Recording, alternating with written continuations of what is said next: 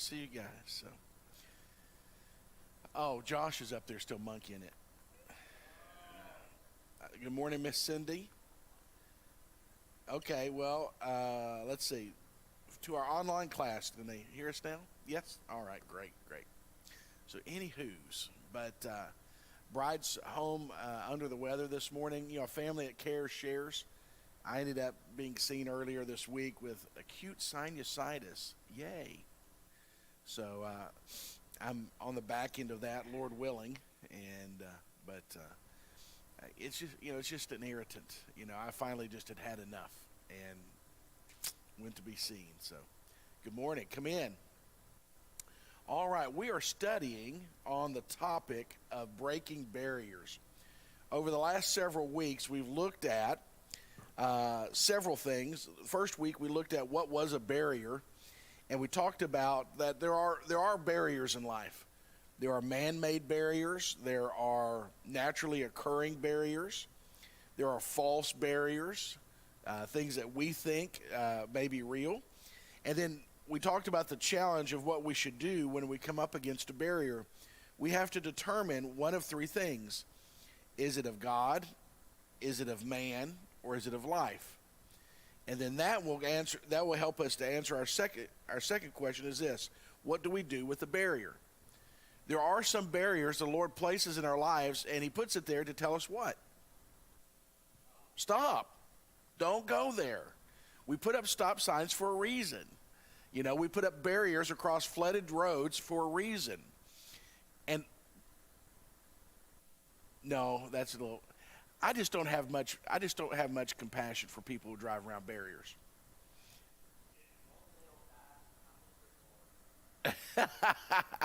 I wouldn't want physical harm to come to them, but it is, it's like guardrails. Can someone answer me this?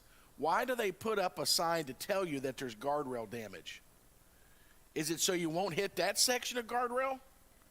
I mean, do people drive around and go, I think I'll hit some guardrail now, but not that. It's already damaged. Is it liability? Oh, I hit that guardrail, but it was already damaged, so I'm going to sue you. Anyway, that's a rant. Anyway. Yeah. Yeah. So don't hit it. Yes, we're telling you don't hit the barrier that you don't want to hit anyway. But the Lord sometimes will place a barrier in front of us, but to stop, to redirect. Sometimes a barrier means don't go this way, go that way. And then sometimes it's to accept the barrier. Sometimes there's limitations. We can't do everything all the time. That's just the truth of it. And that's a difficult truth for us to accept. And then in the second week, we looked at the fact that God leads us in the stages of life. Life occurs in stages, and that's always an exciting thing. I love to be around young people and, that stage of life, and there's just this naivete and just a lot of good things, Think about it.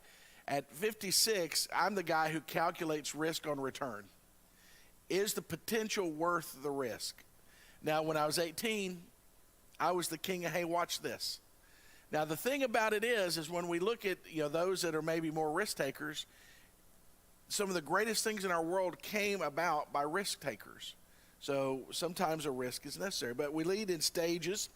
God leads us in steps, and then that God always leads us in person.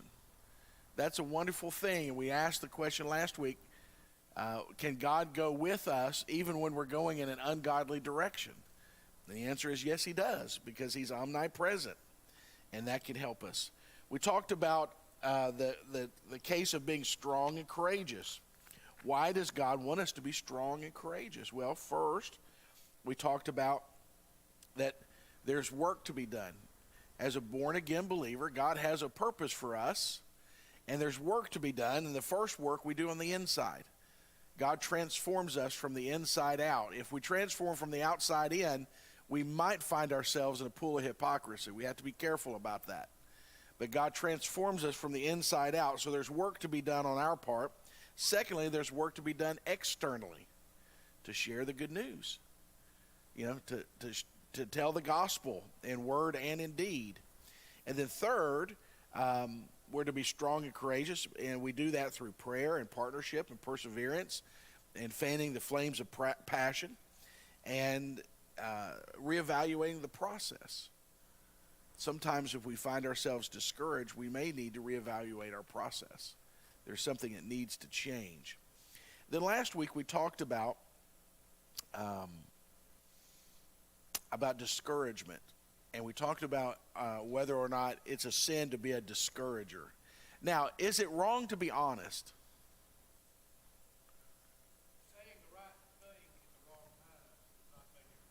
Saying the right thing at the wrong time isn't always 100% fruitful. Saying the wrong thing at the right time isn't necessarily. The wisdom is when you say the right thing at the right time. That's the challenge, isn't it? The world does not need dishonesty. And we talked about even sometimes here inside the church, our goal is not to be dishonest, but we also are not transparent because we don't want to put our stuff on other people's stuff, right? Or we don't want people to perceive us as weak, or we could fill in the blanks. A lot of reasons we do that. But discouragement can be very powerful, and it can be very contagious. And when we are discouraged, we need to recognize that, and we need to purpose to work on that, and to purpose not to be a discourager. I don't want to be a discourager. I don't want to be the Eeyore of your life where every time you see me, you walk away going, man, I'm going to need a cup of coffee to bring me on up from that, right? But we have them, and sometimes it's a personality, but I'm going to say I believe there's a measure of choice in there too, right? Some personalities are just kind of given to the more half empty. I read this on Facebook. I'd heard it before, but you've heard the old adage, is the glass half empty or half full? Well, this person suggests that we thank God that we have a glass, and then thank God that whether it's half full or half empty, we've got half, and then that'll change our perspective, right? And so perspective is very important. So this week, if you would go ahead and open your Bibles with me, Joshua, the first chapter, and we're going to be looking at the verses 10 through 18. 10 through 18.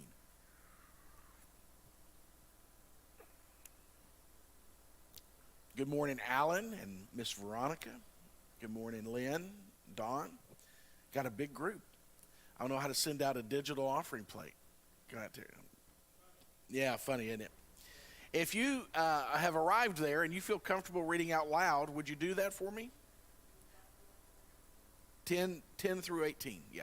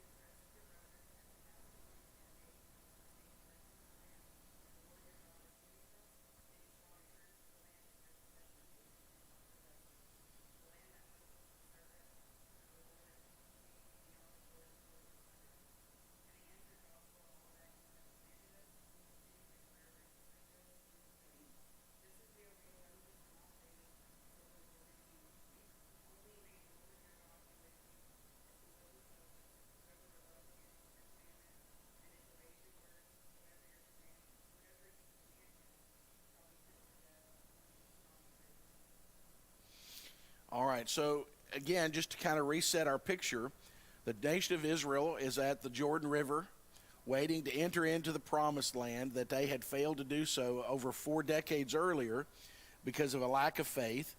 And Joshua in verse 11 says this, "Go through the camp and tell the people, Instruction number 1, get your provisions ready. Get your provisions ready. Number 2, 3 days from now, we will cross the Jordan, go in and take possession of the land the Lord your God has given you to own. Get your things ready, and we're going to go in 3 days. Those are the 2 instructions. Very simple, right? Susan Coolidge said this: Earth's saddest day and gladdest day were just 3 days apart. Earth's saddest day and gladdest day were just 3 days apart. And, when I read that, I thought, well, that's very simple, but that is profoundly true.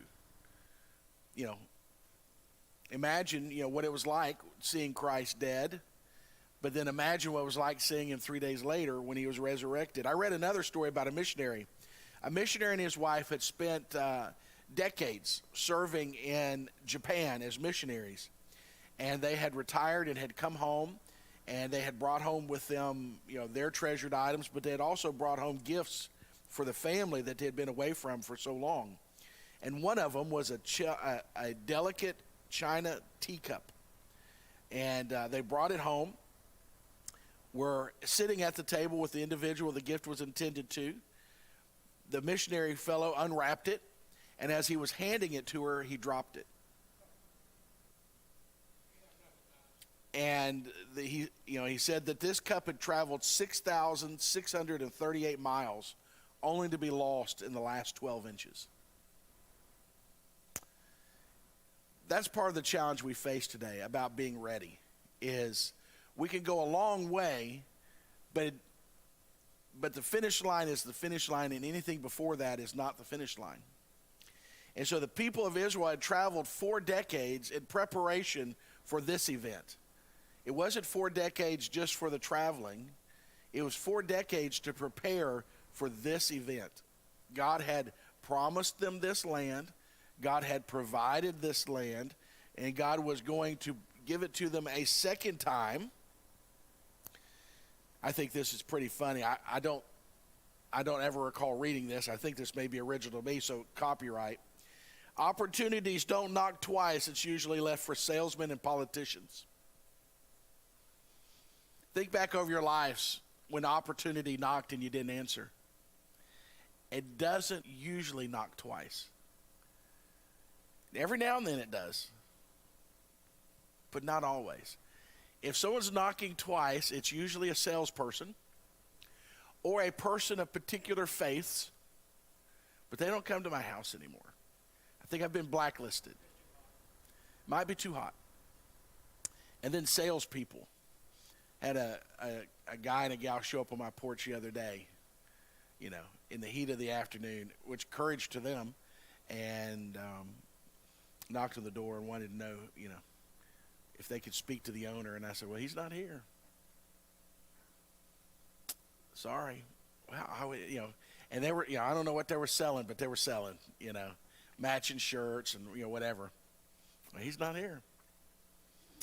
So, and he wasn't, because in my humble opinion, the Lord owns my house. So he was there, but he wasn't available to talk to them. But anyway, part of the challenge that we face when we're looking at barriers is this.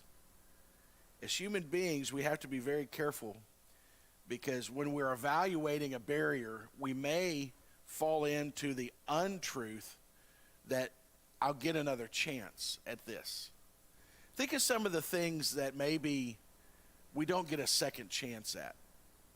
Not necessarily you, but just in life in general.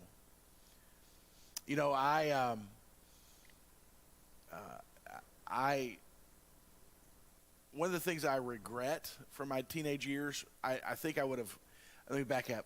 Looking back, I wish I had served in the military for a lot of reasons.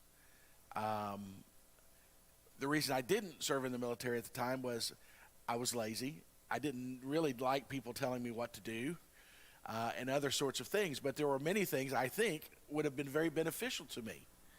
But I took steps to avoid that choice, and that choice never came back around. I remember after 9/11, I'm going to tell you, I would have enlisted the next day if there'd have been a way. I was talking to my wife. I was like, maybe they need a chaplain. I don't know. But I was highly motivated. But I'm trying to remember. At my age, they were greatly demotivated to accept a person at my stage of life. What are some other things that sometimes maybe a person can miss if they don't answer the door the first time? A relationship. Yeah. Sometimes, you don't get a second shot at it, right? Life's not Hallmark. Hallmark, you always get a second shot. Anybody in here watching Christmas in July? You know what? Okay, all right. Yeah. There was a commercial the other day, and my wife goes, "Oh, it's Christmas in July." I was like, anyway. But yeah, in Hallmark, you always get a second chance, but in life, not necessarily. What else? What else? What are some other areas? Maybe you just don't get a second shot. A job opportunity, yeah. It's kind of funny. Someone wants a job, and then they're really trying to hard-nosed negotiate someone, and then they miss it, and they're like, oh, and that may not come back around. Yeah. Sometimes, going to school. I started college right out of high school because I don't know. That's what people told me I was supposed to do, and it took me 4 opportunities going to college before I actually got traction and did something with it. So I was fortunate, in that way. I squandered 3 of them terribly. I found out that motivation's the key. Motivation's the key. All right. Anything else? Other areas where we might miss? Yes, sir. A career change, right? Knowing when maybe to step from here to there. That's a challenge, isn't it? Now, I think the younger generation doesn't have that challenge as much. Our youngers, they tend to step from one place to another fairly fluid. But our generation and those behind us, might stay with one particular company for the balance of their career. And sure, it's hard, right? To decide whether it's one place or another. And so part of the challenge we face is that in the interims, we might make a miscalculation. What are some of the miscalculations we can make when we're trying to decide between breaking through a barrier or pausing at a barrier? What are some miscalculations we can make about maybe that next career move or that next job position or that next relationship or that first relationship? What are some of the barriers that we can overcome or encounter?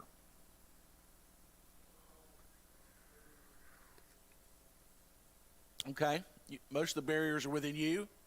Yeah. We are our greatest obstacle, I believe. That is true.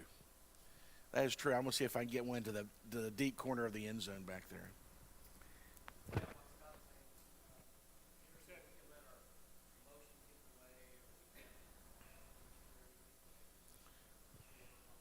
Yes.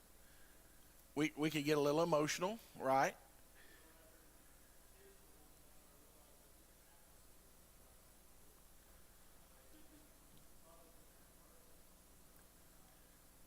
Okay.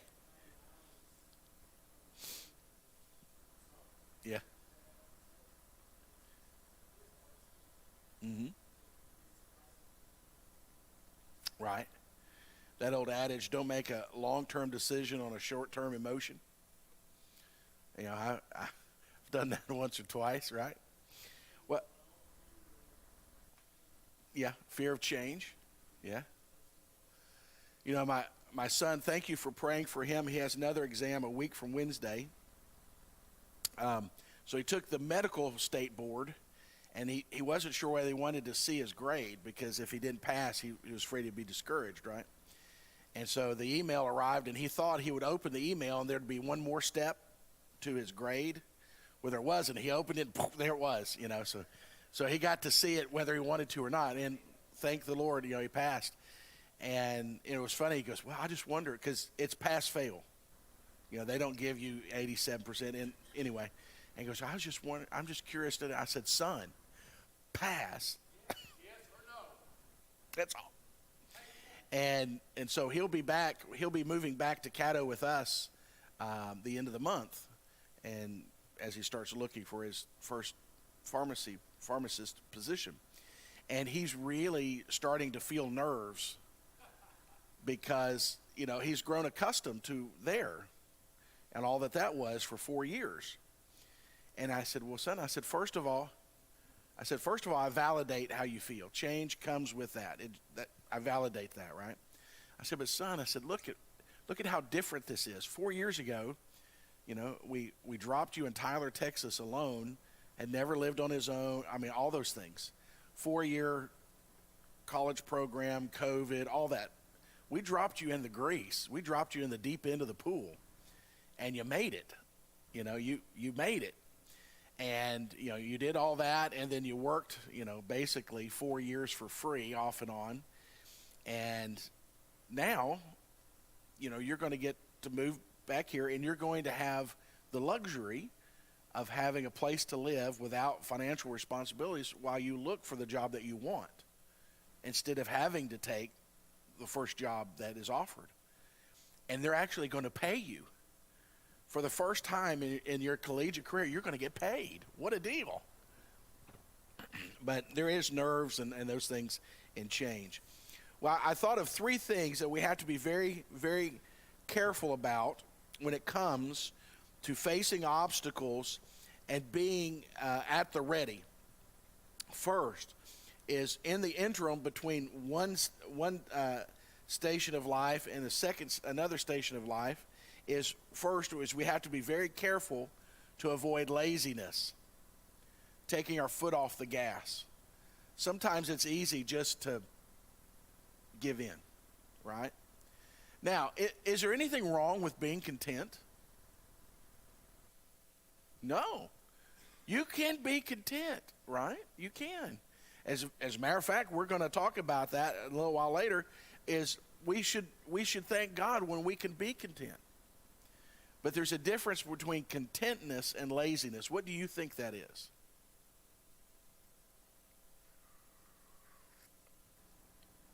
What does that look like in your mind? And there's not a wrong answer, so fear not, Okay? Okay. Contentment is provided by the Lord, and laziness is a feeling or a choice we have. Okay. That's pretty good. I like that. Yeah. A peace. Okay. Yes. Does laziness provide peace?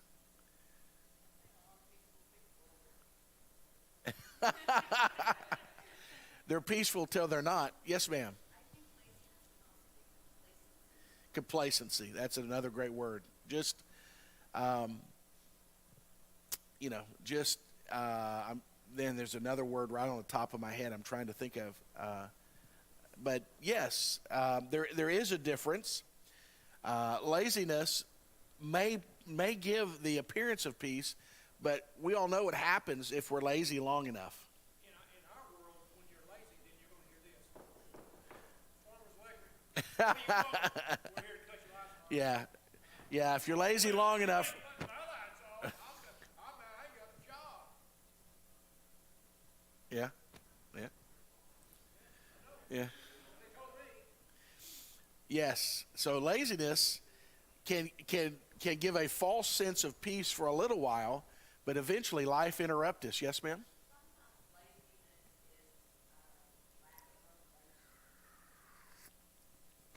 A lack of motivation. That's true.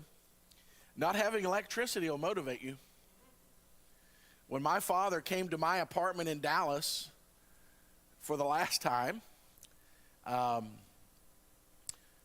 we had to stand outside because inside there was no electricity. Well, and the night before The night before, I had had a can of pork and beans for dinner. Yeah, it was tough. Now, I wasn't lazy. I was just terrible manager. I was highly motivated, just not very good at, so. But yes, motivation, and that's a whole different leg we can go on, is one of the challenges to human laziness is the motivation. Why? The question, why? Why do I do this? Well, if all we do in life is what we have to do to simply meet the bare necessities or expectations of our lives, my friends, you will eventually become bitter and burnt out. There's more to life than living, working, and paying bills. And, the Lord can give us that and give us, a passion for that. And so we have to be very careful that in the interim stages of life that we don't become lazy. And you've heard me say it, and I'm going to say it again. In church work, retirement is called a funeral. We don't ever get to clock out. Now, whether that's, whatever that is, like for me, it is my earnest prayer. I preach to you or teach to you on Sunday morning, and someone's calling you on Sunday night. That's my prayer. And if that should occur, there should be a spontaneous worship service happen. That God has answered my prayers. That's it. That would be the ninth inning walk-off home run for me. I don't necessarily want to fall down right here because I don't want to scare the kids. But that would just, that would be the crescendo for me. But we have to be very careful because our emotions can wane, our motivations can wane, our desires can wane. There's nothing worse than the right person in the wrong position at the wrong time, because it gets really kind of icky, because, it just gets icky. Secondly is discouragement. We could take a wrong turn or two or three. Sometimes in life we take wrong turns. I know you guys are too sanctified. You've never made a mistake, but I've made one or two. And a mistake can be very discouraging, especially when there's no one at the wheel but you. It's just so, I remember years ago when we were very young, Lindsay was a newborn.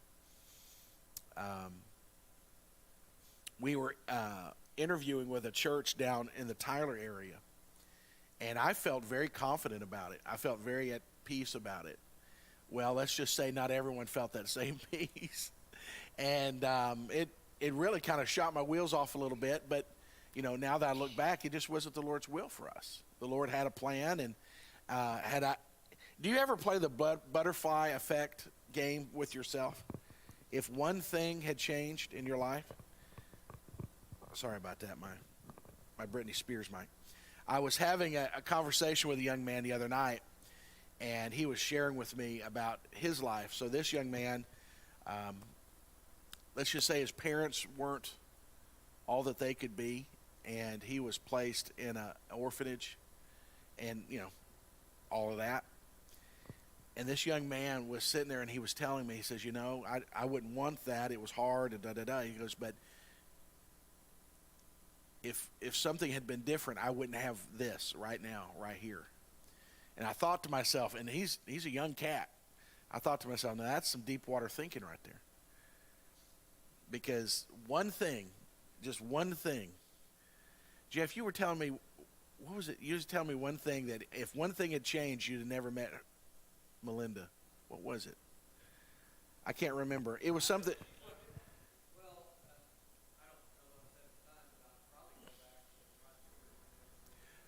It was Swig. Yeah. It was.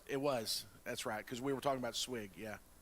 But think about, the butterfly effect. If one thing, yes, ma'am?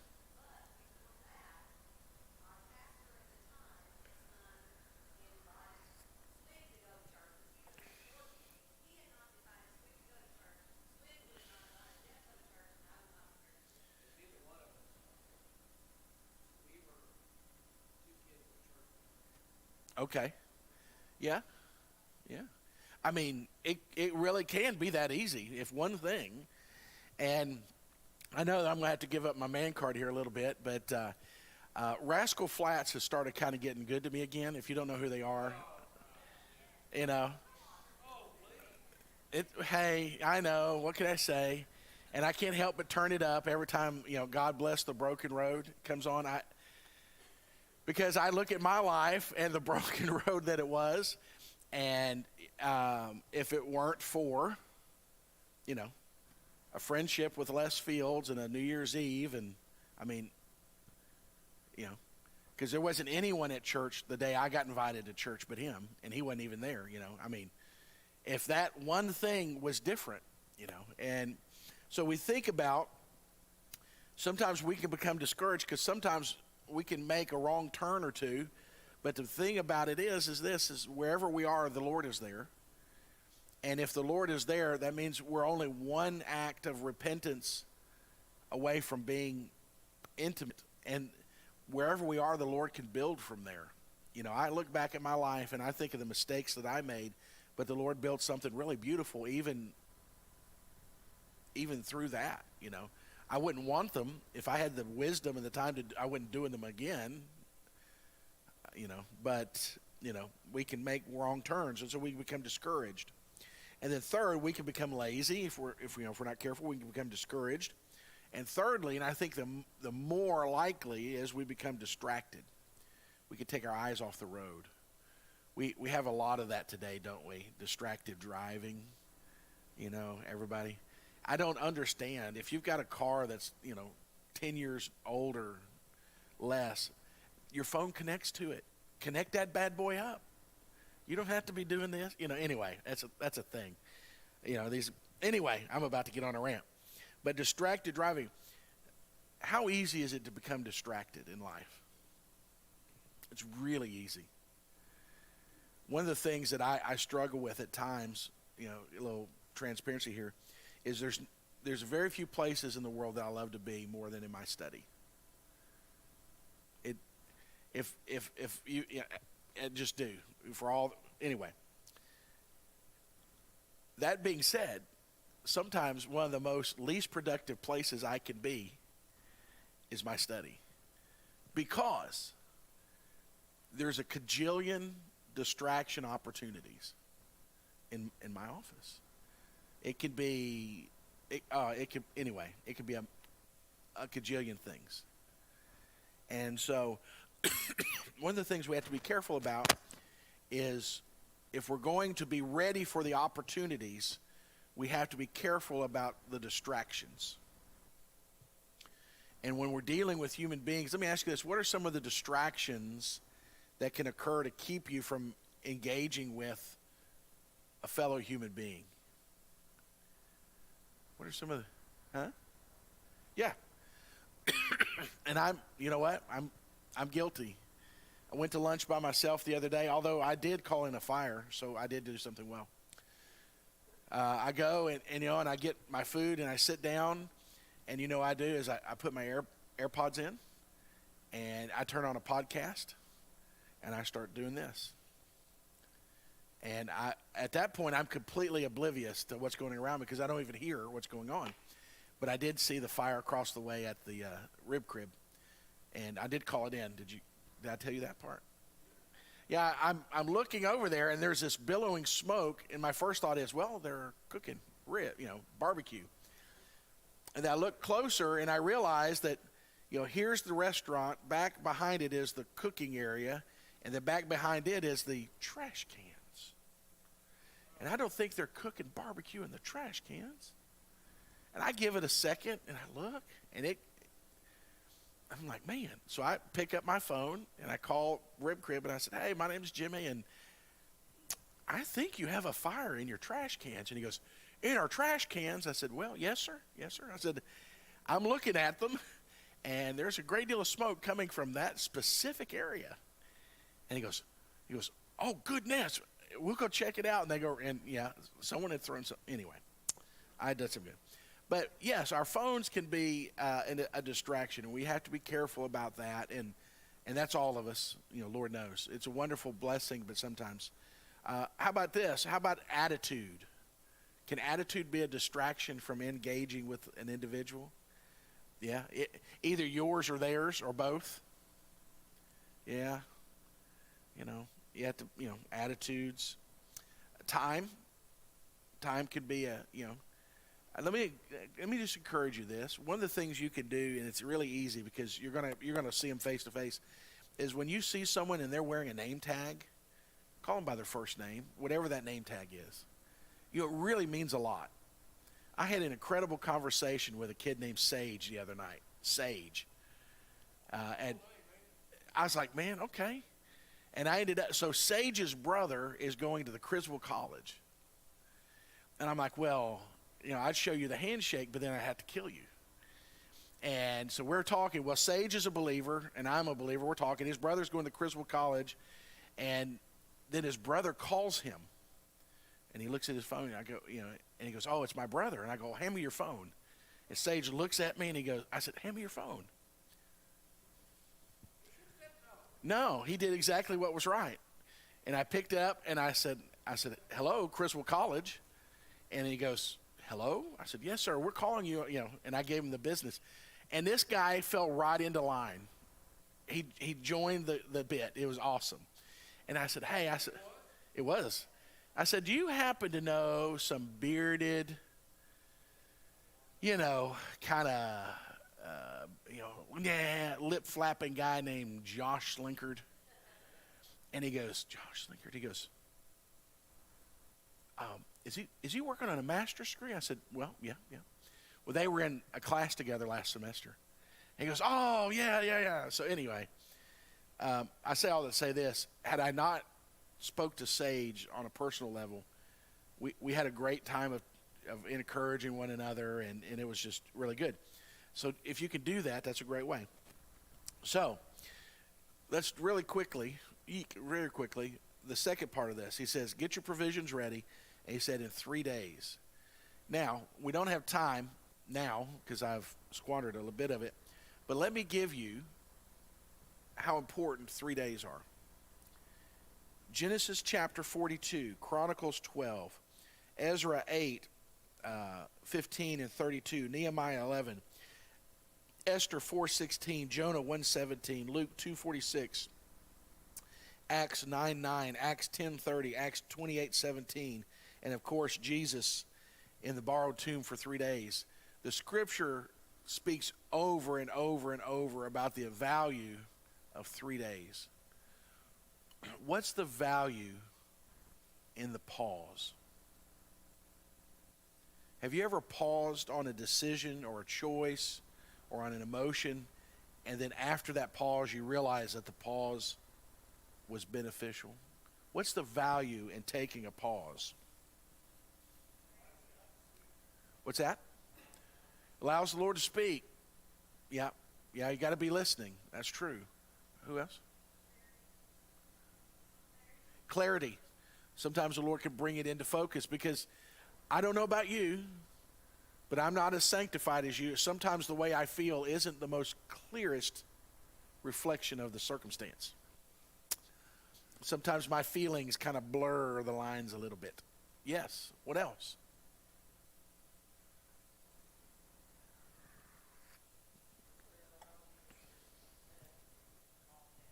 Okay. I call it the rogue wave of emotion. You ever have that? It can be a lot of things. I had one just the other day. The other day I was here working, and I happened to look down at the monitor, the security cameras, and there was an individual out here outside the door laying like he had literally fallen dead. On his back or front? On his back, dressed in all black, and it's 1,000 degrees, and and if I can be perfectly honest with you, I thought the guy may be dead. I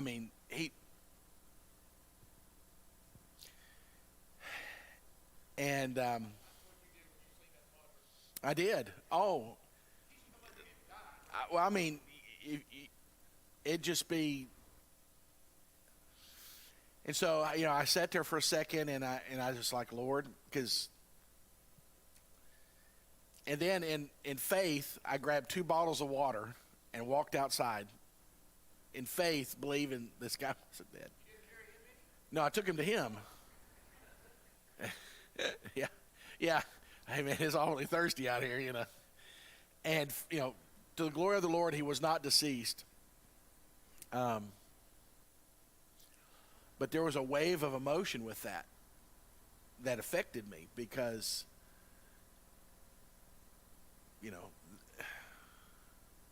just the thought of this individual's life ending like this, because the potential, God didn't create this individual to be where he is and what he is. God's heart's breaking, and it took me a while for that wave of emotion to go through, and it can be sorrow, it can be anger, it can be a lot of things.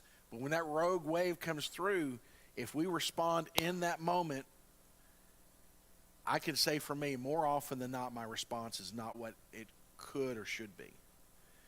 And the wisdom to just take a pause is vitally important. Now, that doesn't mean that we don't get to or have to deal with whatever may have invoked that wave. When times arrive of major decisions or undertaking, take 3 days. Spend some time praying, worshiping, and resting. Weariness is not a time to make a lifelong decision. Nighttime is not a time to make lifelong decisions. Isn't it amazing how life just gets at night, the later the night goes? Kind of going back to my son, like I said, he's in the process. He's under a great deal of strain and things. And the other night he called us after our typical bedtime. And his mind and his emotions had just kind of gotten away from him. The what ifs. And he needed the encouragement of his parents. Rest can lead to poise and purpose, while rushing can lead to rash decisions and impulsive actions. And I wanted to touch on this too. We have to remember that even when we take that pause, and we should, indecision in and of itself is a decision. We have to go back to the other. If we take a pause, and we should, we have to be careful that we don't allow that pause to cause us not to engage in whatever that circumstance was. To decide is to decide, right? To not engage is a decision.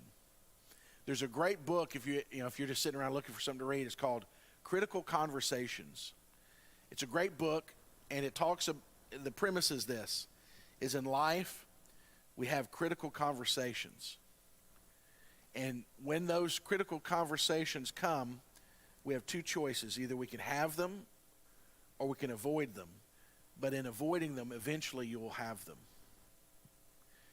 If you have them in the right time, in the right mind frame, in the right, then you can control better the environment in which it's held.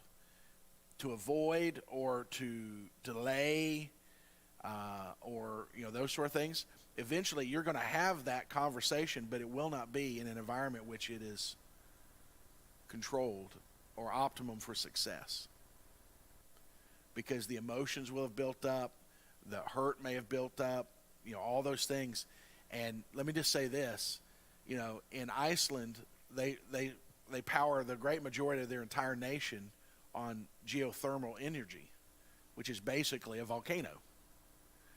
Now the problem is if you work on it in that way, it's beneficial. If you wait for it to blow up, it's detrimental. And so that's part of our challenge when we take that time to pause, okay? And so we have to be courageous. We have to be willing to re-engage in the circumstance. And all of us have had times we just simply didn't want to re-engage. But, that's not the right decision, and sooner or later we need to make a decision, right? I'd quote my grandfather, but we're in church. It's an old cowboy's true, but it's not church quote worthy. But sometimes you just need to make your decision and live with your decision. Living in this unsettled medium is very dangerous and unproductive. All right, cries of outrage, fits of anger. All right, well, we'll take 15. For those that are with us by the digital doorway, thank you for being there. We hope that you'll be back in just a few moments for morning worship. Love you guys. Bye-bye.